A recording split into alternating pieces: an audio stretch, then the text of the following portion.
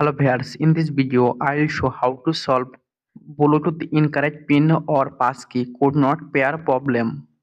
Let's see how to solve this problem. Go to phone setting or open on phone setting. Scroll down. Click on more connectivity options. Click on reset Wi-Fi mobile network and Bluetooth and click on reset setting and click on OK. Swipe down notification panel. Turn on flight mode or airplane mode just few seconds. Tap on hold Bluetooth. Click on more settings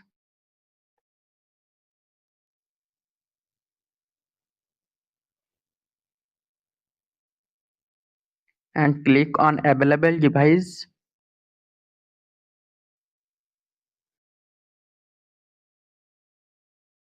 and click on pair. Problem solved. Thanks for watching. Don't forget like and subscribe.